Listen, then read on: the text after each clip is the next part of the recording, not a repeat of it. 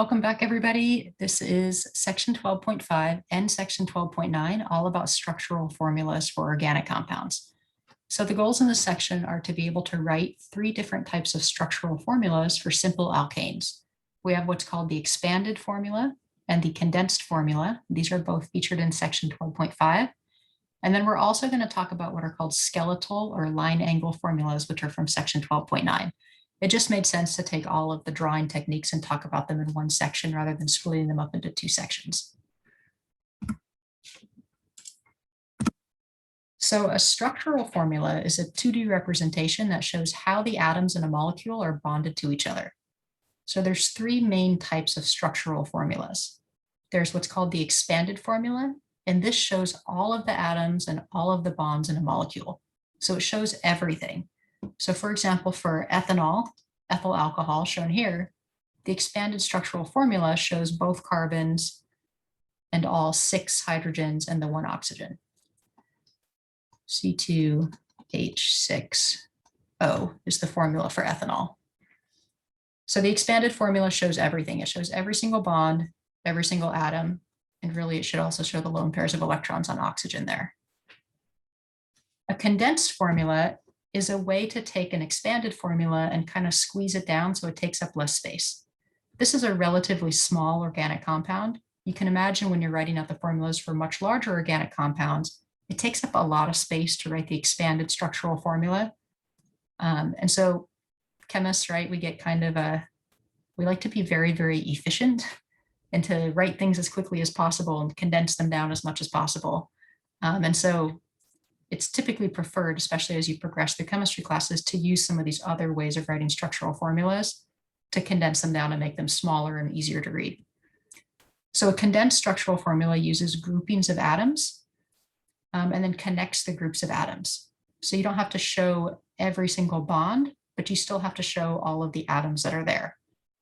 So for example, this is ethanol again, and we have the same general structure shown, but it's condensed. So we have this first group, C, with 3 hydrogens attached, CH3, and that's bonded to a carbon with 2 hydrogens attached, CH2, and that's bonded to OH, which is shown here.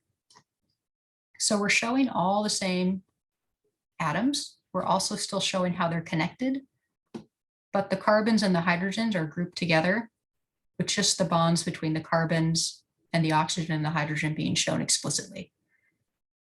So we can assume that each of these hydrogens is connected to carbon by just a single bond because we know that hydrogen with its typical bonding pattern only wants to form 1 bond. So we don't have to explicitly show each of these individual single bonds between carbon and hydrogen. We can group them together to write what's called a condensed structural formula. Okay, the next one, the most condensed type of formula you can write is what's called a skeletal or a line angle formula. And this shows the arrangement and bonding of carbon atoms as a series of lines.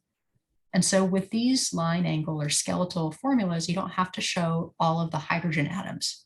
What's assumed is that every carbon is going to have as many hydrogens singly bonded to it as needed so that the carbon obtains a full octet.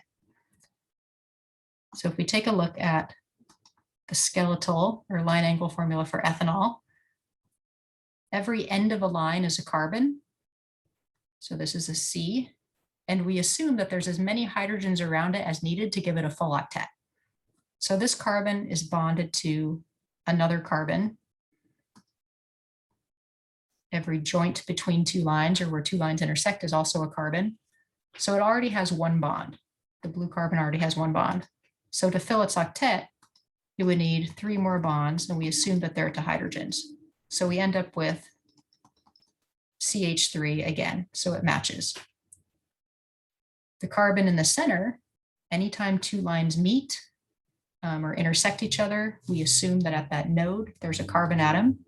So this carbon here, it has 2 bonds already attached to it. It needs 4 lines total, so the other 2 lines are made up of hydrogens. So we get,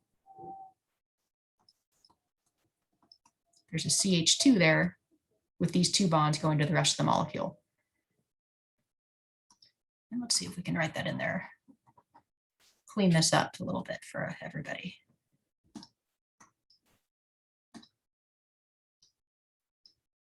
So we assume these two hydrogens are here, bonded to that carbon to fill its octet.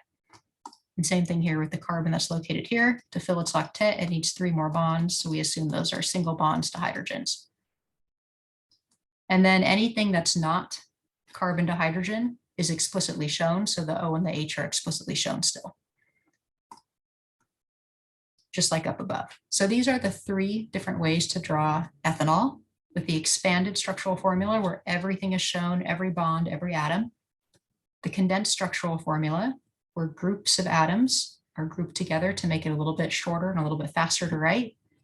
And then the line angle or skeletal formula where carbon atoms are not explicitly drawn. Every end of a line and every place where 2 lines meet, you assume there's a carbon atom there. And then you look at how many bonds that carbon atom has drawn into it, and any additional bonds it needs to get to a full octet, you assume are there and they're attached to hydrogen. So with that assumption, this right here represents carbon with 3 hydrogens attached to it. And this right here represents carbon with 2 hydrogens attached to it.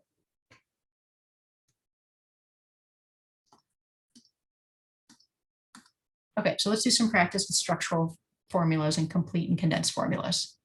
Okay, so we're given the formula. So let's practice writing the complete formula for each of these.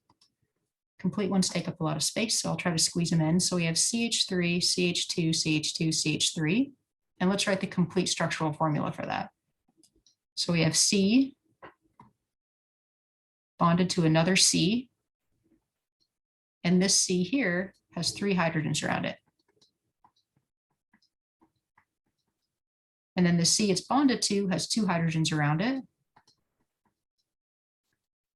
And then is bonded to another carbon, which has 2 hydrogens around it.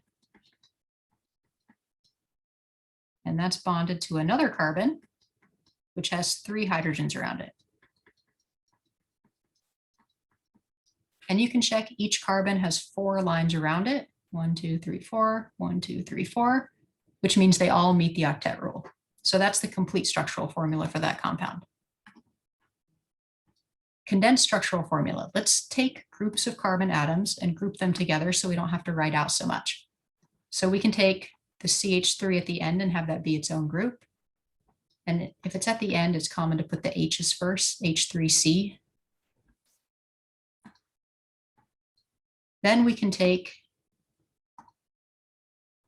these 2 CH2s, they're the same, so we can write in parentheses CH2, and that we have 2 of those. We have CH2 and CH2, so we have 2 CH2 groups. And then those are connected on the end to a CH3 group. So that's the condensed structural formula. As written in the problem over here, this would also be considered condensed because we group the CH2s, but right, chemists, we like to make things as condensed as we possibly can. Would like to write it like this because we can get rid of having to write an extra one of those and just put a subscript 2 to show there's 2 of those in a row. Okay, and now let's do the skeletal structural formula for this. So we have 1, 2, 3, 4 carbons in a row. So we want to draw lines to show the bonds between the carbons. And then we don't have to draw any of the hydrogens. We're going to assume anywhere a carbon needs an extra bond to get to a full octet, that there's a hydrogen there. So there's our first carbon. Here's our second carbon at that joint between the 2 lines. Here's our third carbon. And at the end of this line is our 4th carbon. And at the first carbon, because it only has 1 bond, draw a dot there to represent the carbon, it must have 3 hydrogens around it. At the second carbon, it has 2 bonds, so it needs 2 more bonds to get a full octet, so it must have 2 hydrogens around it. Same thing with the third carbon, it has 2 bonds shown, which means the other 2 bonds must be to hydrogen, so it must be a CH2. And then the 4th carbon, it only has 1 bond shown, which means the other 3 bonds must be to hydrogen, so it's a CH3. And we don't usually draw the dots. That's just to show kind of where we're at. It would just be drawn like this, 1, 2, 3, 4. Okay, let's do this next one, CH3, CH2, CH2, OH. So let's do the complete formula. So we have a carbon bonded to another carbon, and this N carbon has 3 hydrogens around it. The carbon that it's bonded to has 2 hydrogens around it. That's bonded to another carbon, which has 2 hydrogens around it. And then that's bonded to an oxygen, which is bonded to a hydrogen. And we know that oxygen also needs a full octet, so it's going to have 2 lone pairs of electrons. So if we count around oxygen, we have 2, 4, 6, 8. It also has a full octet. Okay, let's condense this down. Draw the condensed formula. We're going to start with this CH3 on the end. So H3C. And then we have 2 CH2s in a row. So I'll group those. CH2, we have 2 of those in parentheses. And then on the end, we have OH. So now draw OH and put the lone pair of electrons on the oxygen. Sometimes to make it even shorter, instead of drawing the bond between O and H, it's also common to just draw OH together. Okay, and let's draw the structural formula for this. We have 1, 2, 3 carbons. So there's 3 carbons. Here's 1, 2, 3.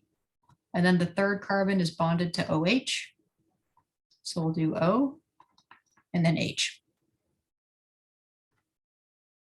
And see how much less space that takes up? You can write these really small in your notes and quickly show a lot of organic chemistry without having to write out all these H's and all these bonds. Okay, last one, we have CH3. This should be a subscript, CH3, CH26. So this is already written condensed, and then CH3. So we have a carbon with 3 hydrogens. And then we have 6 carbons in the middle, each with 2 hydrogens. So here's 1, 2, 3, 4, 5, 6. They each have 2 hydrogens.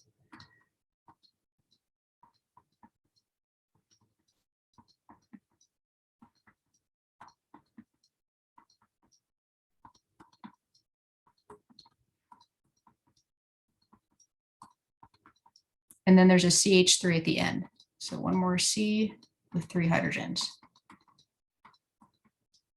Let's make sure we should have 8 carbons altogether because we have 6 in the middle plus 1 plus another one. So we should have 8. So 1, 2, 3, 4, 5, 6, 7, 8. Just a quick way to check to make sure you didn't forget any. And you can see this isn't considered a very large organic molecule. It only has 8 carbons, but you can see how much space it's taking up and how it's kind of tedious to draw all of those hydrogens and all of those bonds. So we much prefer to write it condensed. You can write CH3, or you could write H3C. Either way is okay. H3C. And then I'm going to group everything I can group in the center. CH2, and I have 6 of those. And then on the end, I have a CH3. And then to draw this as the line angle formula, we need 8 carbons all in a line. We have 8 carbons total. There's nothing else connected to them, so we're not going to have any other element shown. It's just going to be a line. So here's 1, 2, 3, 4, 5, 6, 7, 8. Get rid of the numbers and just show the nice simple line. 1, 2, 3, 4, 5, 6, 7, 8 carbons in a row. We don't have to draw any of these hydrogens or anything else, just 8 carbons in a line. Because I'm kind of a perfectionist, I'm going to make my line look a little bit more even.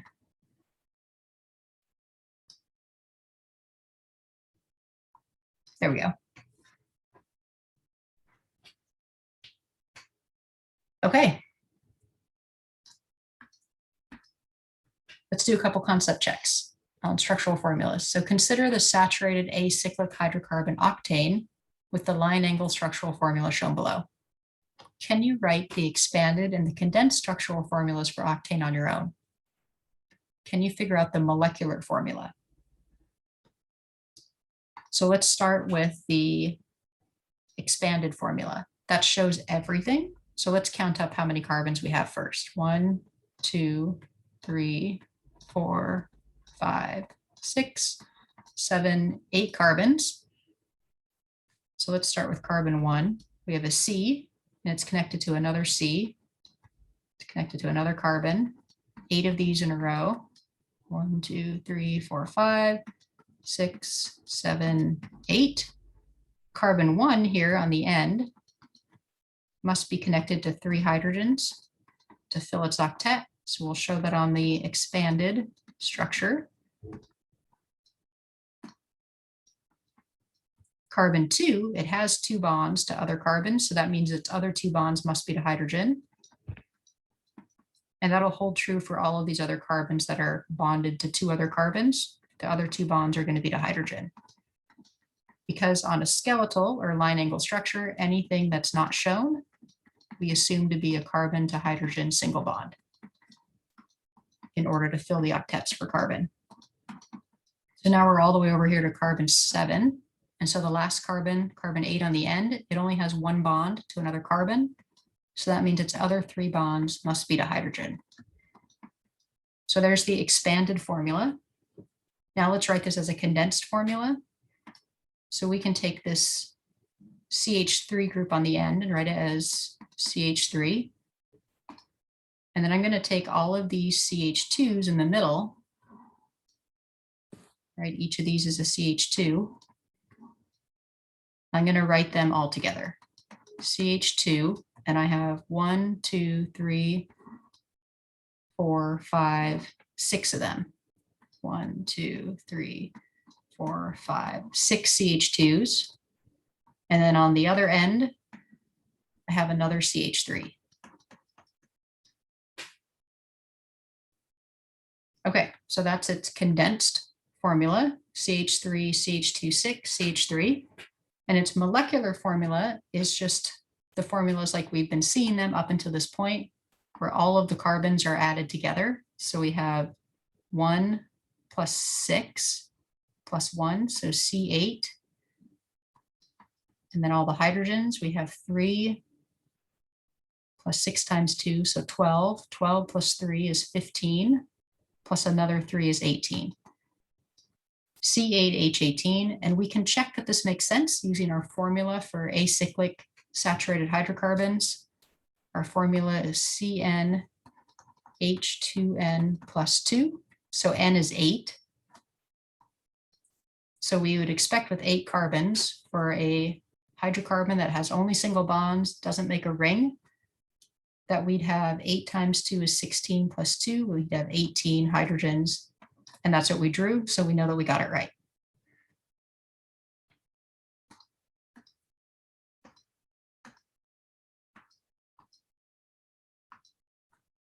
So occasionally you'll see this hybrid type of structural formula that's a hybrid of the condensed and expanded formula. It's expanded because it's still showing all the bonds between carbons instead of writing H3C, CH2,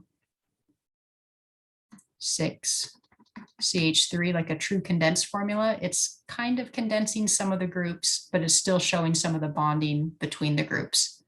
So you'll occasionally see this kind of hybrid between a condensed and expanded structural formula as well. Okay, so we've talked about how to represent molecules in 2 dimensions with expanded formulas, condensed formulas, and line angle or skeletal formulas. There's also methods to draw molecules in 3-dimensional space to show more of the shape and the bond angles. So those methods are called ball and stick, space filling, and line-wedge-dash. So line-dash-wedge or line-wedge-dash is a way to take a 2-dimensional drawing and by using wedges and dashes to give it some perspective in 3-dimensional space. So in line wedge dash, a wedge, which is this piece, represents a bond that's coming out of the page towards you. And a dash, which is this piece, represents a bond that's going into the page away from you. And then a straight line represents a bond that's in the same plane as the carbons that are bonded with a line as well. So they're like flat on the page. If you built this molecule, CH3, the carbons connected with a single bond, or sorry, there's an OH down here, all the carbons would have tetrahedral geometry. This is your central atom, and if you looked at the geometry, it has 1, 2, 3, 4 groups around it, so it would have tetrahedral geometry.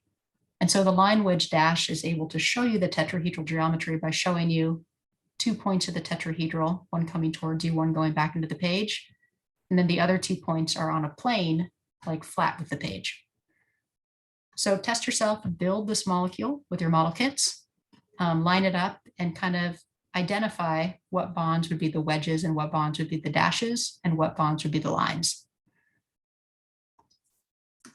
The other type of 3D representations are what are called ball and stick models and space filling models. These are usually computer generated, and they give you a little bit of perspective here to show what these molecules look like. So these are all the same molecule. This is the CH3 portion, C. This is double bonded to O here, and then we have OH on the bottom. So just like with your model kits, black or gray are typically carbon atoms, white balls or space filling orbitals represent hydrogens, and red represents oxygen. So ball and stick gives you some perspective. You can see that this is a tetrahedral and that this is trigonal planar. And then space filling shows you based on computer approximations of how much space the electron orbitals take up, kind of the overall three-dimensional space that this molecule would occupy.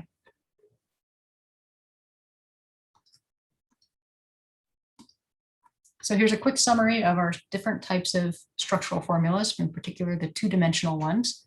We have an expanded formula. That's the one that shows all of the atoms and all of the bonds in a molecule. It shows everything. We have what's called a condensed formula. This is the one that uses groupings of atoms in which central atoms and the atoms connected to them are written as a group. So this is the one where you're going to have like groupings of CH3s and CH2s grouped together.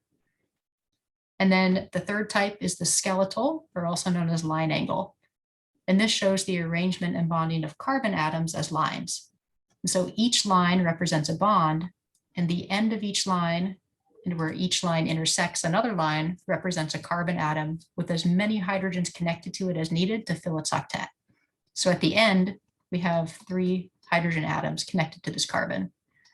And in the middle, we have 2 hydrogen atoms connected to this carbon to fill its octet. So the hydrogens and the bonds to the hydrogens are not shown, and the carbon atoms themselves are not shown. You just assume that they're there based on the ends of lines and where 2 lines intersect. Okay, next time we're going to talk about isomers, alkane isomerism. We covered this a little bit in exercise 5, so some of this will be review, and we're going to cover it again here in chapter 12. I'll see you then. Thanks.